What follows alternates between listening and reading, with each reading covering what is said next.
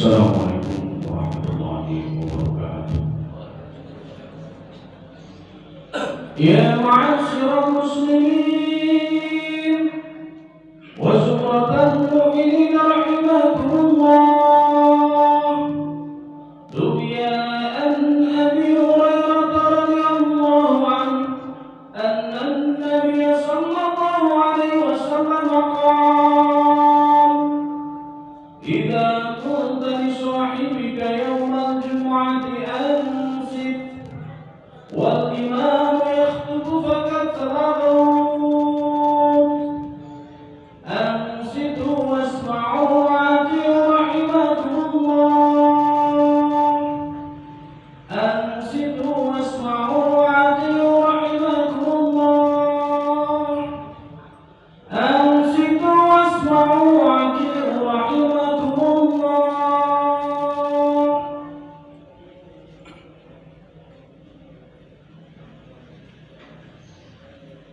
Allahumma salli ala Muhammad, Allahumma salli ala Sayyidina Muhammad, Allahumma salli ala Sayyidina Muhammad wa ala ali Sayyidina Muhammad.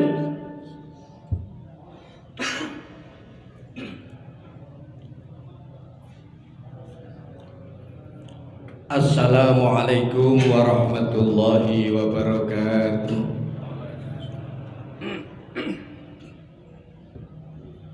Allahu Akbar, Allahu Akbar, Allahu Akbar, Allahu Akbar. Asyhadu an la ilaha illallah.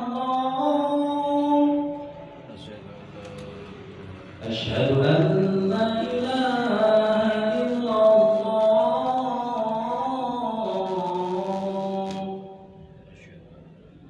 Asyhadu anna Muhammadar Rasulullah. Asyhadu anna Muhammadar Rasulullah.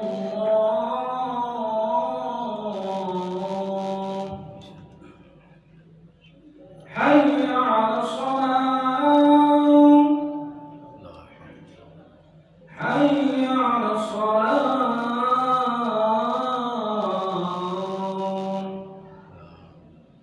Hayya 'alal falah. Hayya 'alal falah.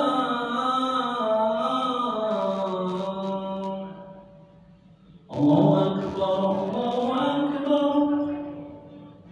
La ilaha illallah.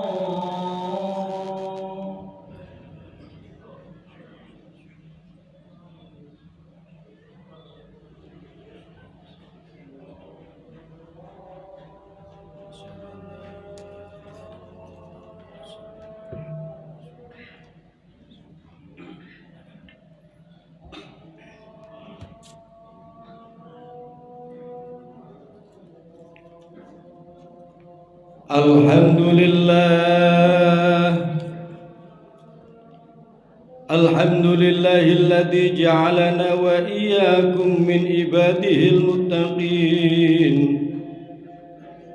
wa 'addabana bil Qur'anil karim wa haddaba akhlaqana bi sunnati sahibil khuluqil 'azim. Asyhadu an la ilaha illallah al-qawiyyul matin wa asyhadu anna Muhammadan 'abduhu wa rasuluhu mab'utsur rahmatan lil alamin. Allahumma salli wa sallim ala sayyidina Muhammad wa ala alihi wa sahbihi wa man tamassaka bid-din واهتدى بهدي المبين. أما بعد فيا عباد الله أوصيكم ونفسي بتقوى الله لعلكم ترحمون. اتقوا الله ittaqullaha haqqa tuqatih wa la tamutunna illa wa antum muslimun. Ma'asyiral muslimin, jamaah salat Jumat yang dirahmati Allah Subhanahu wa taala. Khutbah berpesan kepada diri saya pribadi khususnya dan umumnya kepada jamaah sekalian. Marilah kita senantiasa meningkatkan iman dan takwa kepada Allah Subhanahu wa taala dengan menjalankan perintah Allah sesuai dengan kemampuan kita masing-masing para jamaah. Tetapi meninggalkan larangan Allah adalah mutlak harus kita tinggalkan. Kemudian yang kedua, jamaah sekalian, marilah kita bersyukur kepada Allah Subhanahu wa taala. Karena hari ini Allah telah memberikan nikmat yang luar biasa kepada kita sekalian. Nikmat yang pertama diberikan iman di dada kita. Iman yang ada ini yang berupa cahaya Islam di hati kita. Dan yang kedua, hidayah Allah adalah nikmat yang terbesar setelah kita beriman. Karena dengan hidayah Allah ini jamaah, iman kita yang ada di dada mampu membawa diri kita untuk bersimpuh di masjid Allah ini dalam melaksanakan perintah Allah, melaksanakan ibadah salat Jumat. Ini hidayah terbesar dari Allah Subhanahu wa taala. Dan ini tidak diberikan kepada saudara-saudara kita di luar sana. Walaupun hari ini jamaah, saudara-saudara kita di luar sana ada iman di dalam hatinya, tetapi hidayah tidak diberikan Allah. Mereka tidak mampu untuk berjalan walaupun dalam keadaan sehat badannya, walaupun dalam keadaan luang waktunya, ia tidak mampu untuk bersujud. Untuk itu jamaah sekalian, mari kita doakan mereka, saudara-saudara kita yang di luar sana yang hari ini belum mendapatkan hidayah Allah. Semoga di Jumat-Jumat mendapatkan hidayah Allah Subhanahu wa taala. Amin ya rabbal alamin. Jamaah sekalian yang dirahmati Allah Subhanahu wa taala. Kemudian marilah kita bersyukur kepada Allah. Karena hari ini, bulan ini ada bulan istimewa. Istimewa untuk kita yang tinggal di negeri tercinta ini. Hari ini di bulan Agustus ini jamaah ada peristiwa bersejarah. Yang pertama adalah berdirinya Negara Kesatuan Republik Indonesia. Proklamasi kemerdekaan 17 Agustus 1945 kita peringati hari ini. Hari ini, bulan ini, jati diri bangsa ini dibentuk. Bulan ini, kedaulatan kita sebagai bangsa dibentuk oleh para pendahulu kita, jamaah sekalian. Kemudian yang kedua, hari ini, di bulan ini, ada satu peristiwa penting, yakni bulan Muharram, di mana bulan Muharram ini adalah bulan hijrah, merupakan satu kebangkitan Muslim pada saat baginda Rasulullah Sallallahu Alaihi Wasallam. Jamaah sekalian yang dirahmati Allah Subhanahu Wa Taala, marilah sejenak kita renungkan dalam kehidupan ini. Tidak satu kebetulan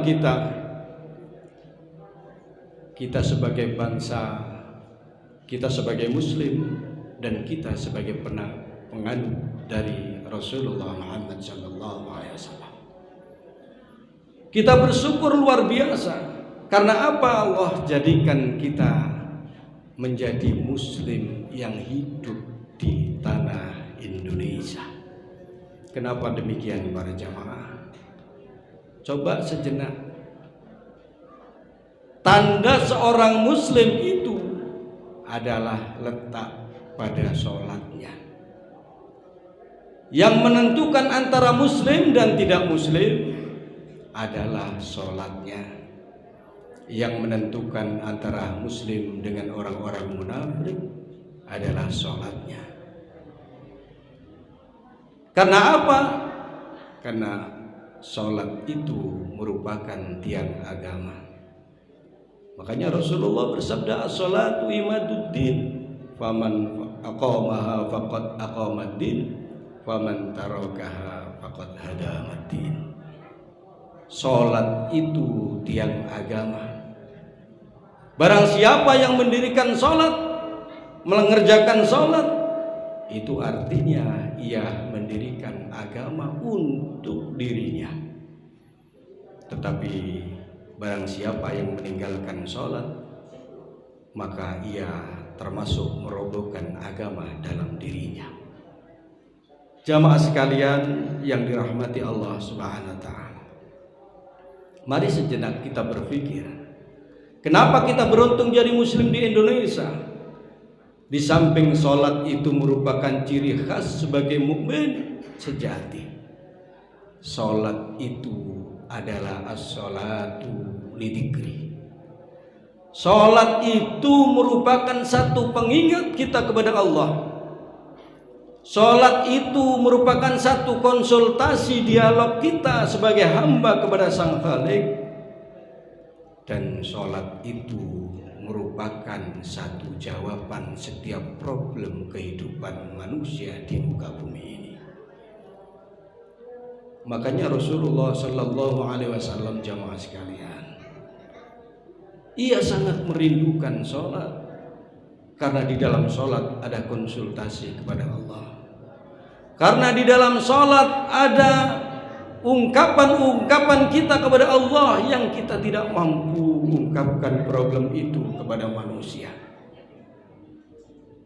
Karena di dalam sholat ada satu bentuk penghambaan seorang hamba kepada Sang Khalik.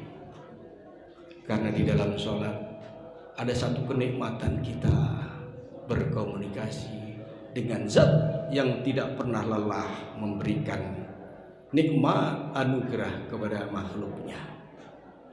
Jamaah sekalian yang dirahmati Allah Subhanahu wa ta'ala, lalu kenapa kita sebagai bangsa, sebagai muslim di Indonesia yang mayoritas penduduknya adalah pemeluk agama Islam, tapi kadang tidak mampu menjadi contoh terbaik, tidak menjadi uswah, karena tidak mampu menjadikan sholat sebagai tempat kita berkomunikasi kepada Allah.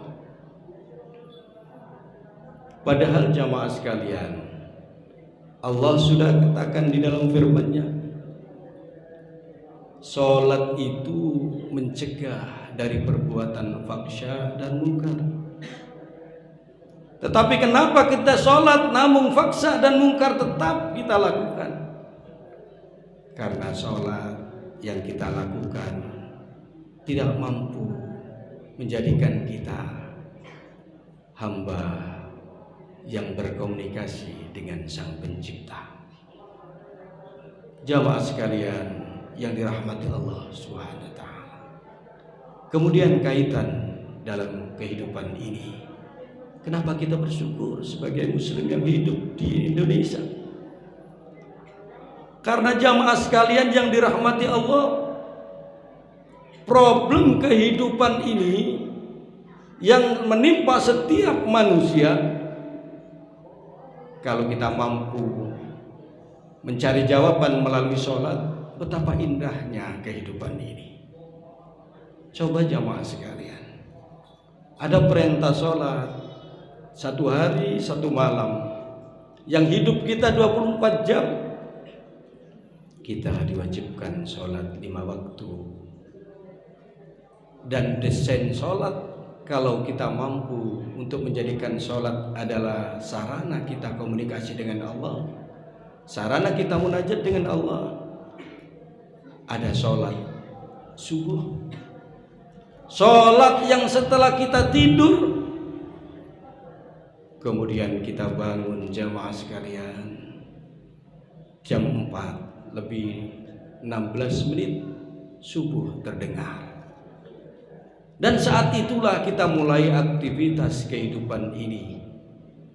Kita sholat subuh, ingat kepada Allah, munajat kepada Allah untuk membuka kehidupan kita, aktivitas kita mencari nafkah di bumi ini.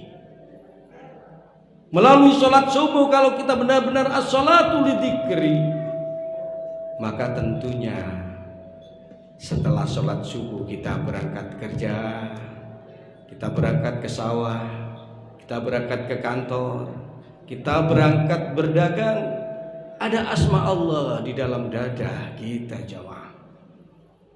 Ada rasa tawakal itu kepada Allah karena kita sudah bersujud kepada Allah. Ketika problem ada di pekerjaan kita, di pasar kita berdagang, di kantor kita bekerja, di sekolah tempat kita mengajar, dimanapun aktivitas yang kita lakukan ada ujian dan cobaan, tidak ada asma Allah karena subuh telah kita lakukan. Kemudian yang kedua jamaah sekalian, setelah subuh jam 11:30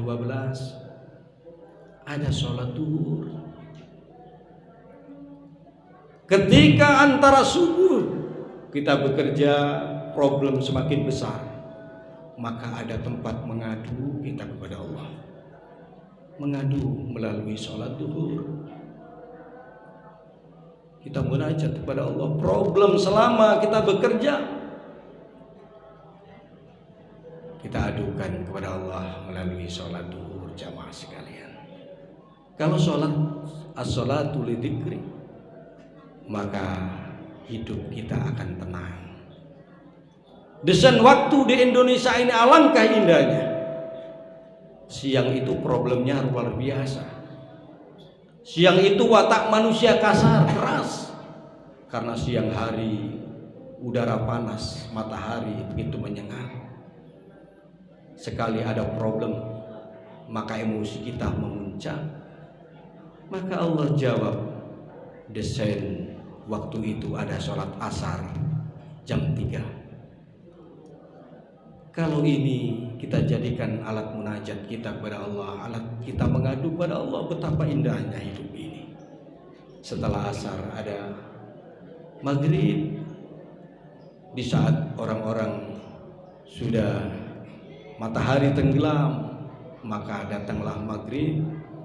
Kemudian kita berkomunikasi lagi kepada Allah Subhanahu wa ta'ala. Yang terakhir jamaah, ada penutup kita aktivitas, ada sholat isya yang di penghujung sore dan di awal malam. Maka Allah jadikan sholat isya sebagai aktivitas kehidupan, penutup aktivitas kehidupan kita sehari. Di sholat isya itu kemudian kita munajat lagi kepada Allah, komunikasi kepada Allah lagi jamaah, dan kita berdoa semoga tidur kita dalam rahmat Allah. Jamaah sekalian yang dirahmati Allah Subhanahu wa ta'ala, sehingga iklim di Indonesia ini luar biasa indahnya. Desain sholat ini cocok dengan kita. Kemudian bertanya lagi, kenapa sholat tidak menjadikan kita fahsya dan mungkar? Karena kita belum bisa menikmati lidzikri di dalam sholat. Karena kita belum bisa menikmati komunikasi dalam sholat kepada Allah Subhanahu wa ta'ala.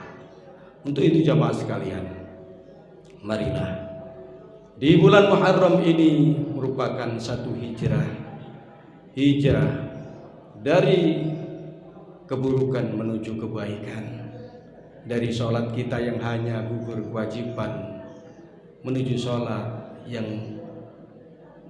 dirahmati Allah dengan komunikasi kepada Allah, dari sholat kita yang hanya menjalankan kewajiban-kewajiban rutinitas hijrah kepada sholat yang melakukan komunikasi kepada Allah, sehingga pada akhirnya innas sholata tanha anil faksha wal munkar.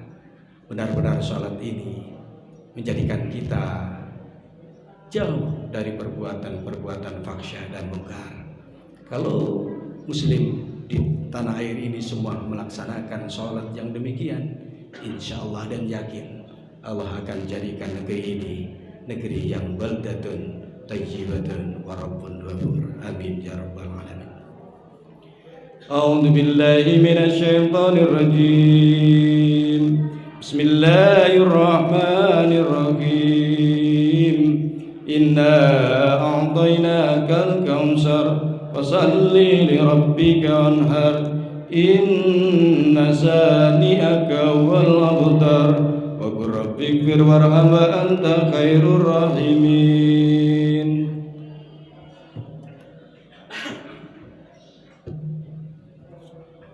Allahumma salli ala sayyidina Muhammad wa ala ali sayyidina Muhammad.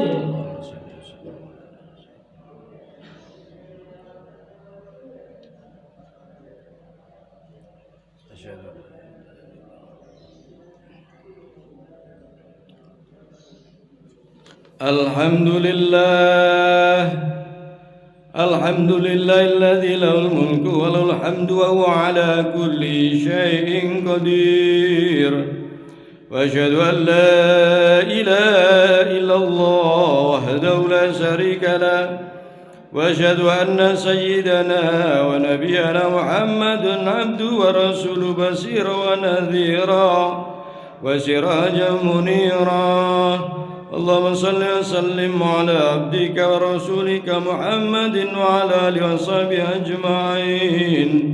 Amma ba'd, fa ya ibadallah ittaqullah wa rasulahu la'allakum turhamun. Wa qala ta'ala inna Allah malaikatahu yusalluna 'alan nabi. يا أيها الذين آمنوا صلوا عليه وسلموا تسليما.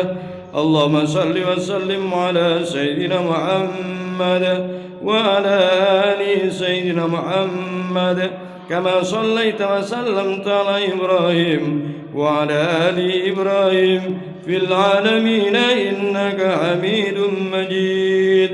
اللهم وارض عن الخلفاء الراشدين أبي بكر وعمر وعثمان وعلي وسائر صحابته والتابعين وعنا معهم برحمتك يا أرحم الراحمين. اللهم اغفر للمسلمين والمسلمات والمؤمنين والمؤمنات الأحياء منهم والأموات إنك سميع قريب مجيب الدعوات ويقضي الحاجات وغفر الذنوب والخطيئات برحمتك يا أرحم الراحمين. اللهم ادفع عنا الغلاء والبلاء والوباء والفحشاء والمنكر والبغي والسوء والمختلفة والسدائد والمحن ما ظهر منا ما بطن من هذا خاصة ومن بلدان مسلمين أما إنك على كل شيء قدير. ربنا آتنا في الدنيا حسنة وفي الآخرة حسنة وقنا عذاب النار. صلى الله على سيدنا محمد والحمد لله رب العالمين. عباد الله إن الله يأمر بالعدل والإحسان وإيتاء ذي القربى والفحشاء والمنكر ولذكر الله أكبر